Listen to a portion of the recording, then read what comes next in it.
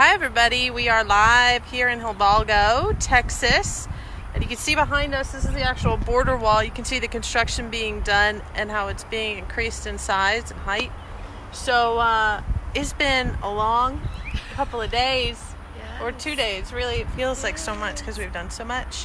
But let's talk about this trip. What have been your big takeaways? My huge one, what we talked about earlier was with the children being trafficked, the children being rented, and the long-term damage of what that's going to do to their psyche, and how they continue to make decisions in life from that broken place. And how we need to step in and stop that, really to save our future.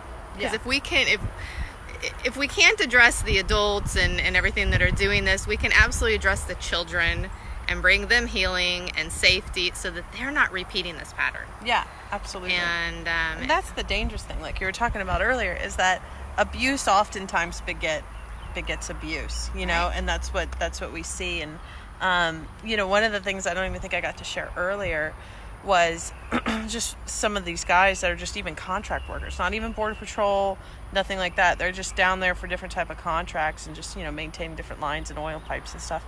They came across a 6-year-old girl just left for dead in the middle of nowhere.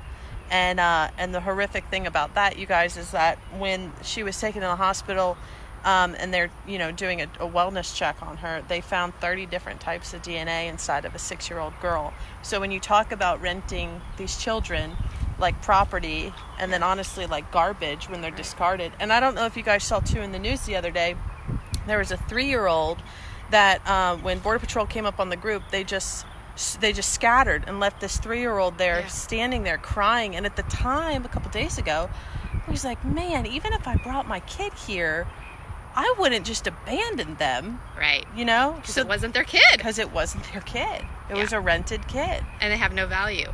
And for me, the criminal mindset, they have no value for anybody. That doesn't surprise me. That doesn't even bother me on their end. What's bothering me is how does that child get through the rest of their life?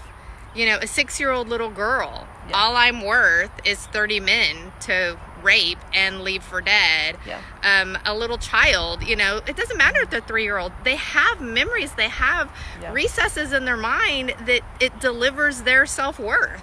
And all I was good for was somebody to use me and throw me away. It's really disgusting, because it goes so counter to how God views us as his children, and that we're all uniquely made and have a unique identity and calling for our life. And it's so counter to what we know as the heart of God, because all of those children and those babies have a purpose and a plan.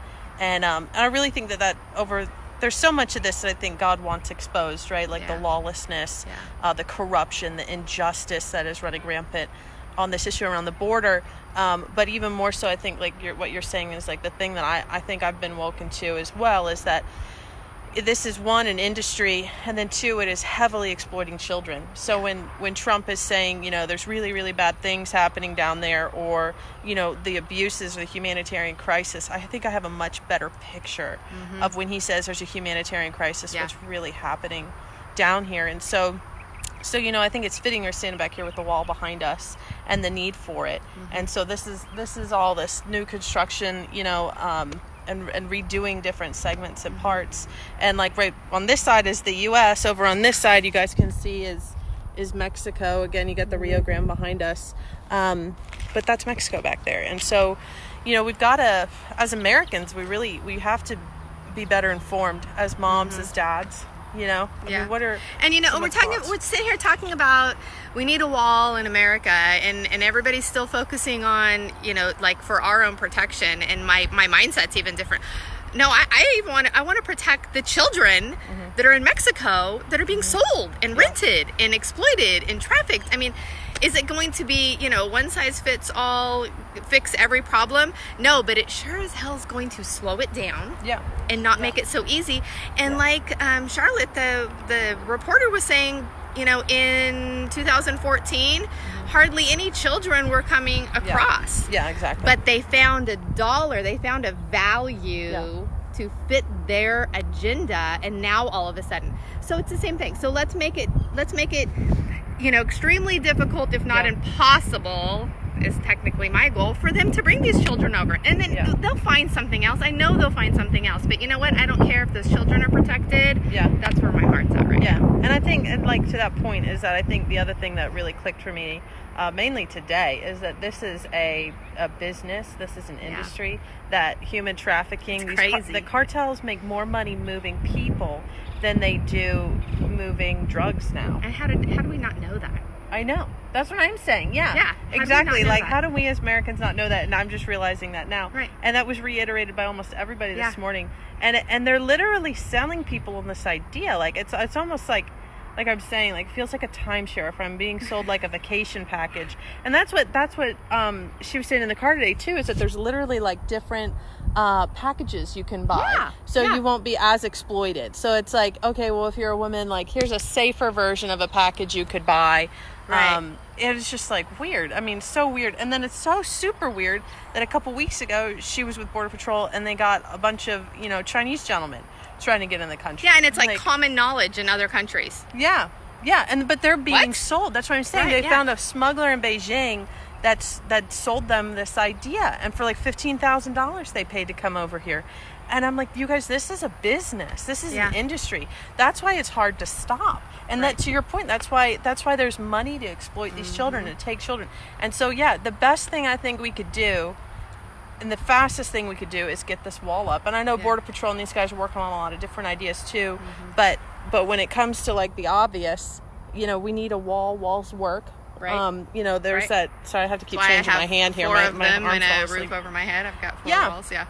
Yeah, exactly. Walls work. What was the chant they were saying the other day? It's like, build the wall and crime will fall.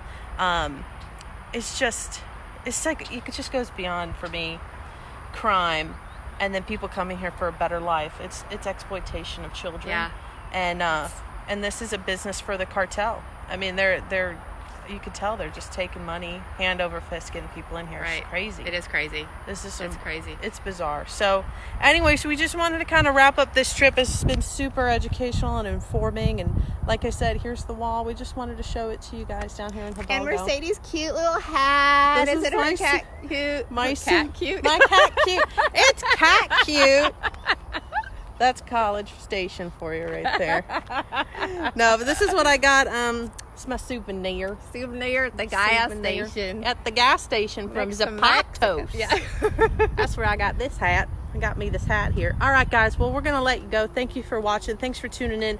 Make sure you share the broadcast. I think that one that we did in the car earlier today was just so spot on. And I think it's only about 15 minutes. So please go watch it. Please share it. Any of these broadcasts, even the ones from this morning, those, I think, that's the stuff Melissa and I are talking about. That those were our big takeaways, was the 2 sessions this morning with Poncho from Breitbart, and then a guy named Walter West. And so they're down here living it. Woodlands, right? Isn't he? Yeah. Yeah. I think so. And so, these guys are down here all the time. They're always working with Border Patrol. That was the goal. We wanted to come down, show you exactly what was happening, talk to locals, and then we're going to do a press conference later tonight too. And so I'll go live and I'll just set the camera up. You guys can listen. But we'll hear from the angel moms and dads, other residents that live down here, and I think Lance will talk too. So anyways, I'm glad you guys are tuning in and hanging out with us, but please share this. Please get it out there. Okay, guys, talk to you later. Bye.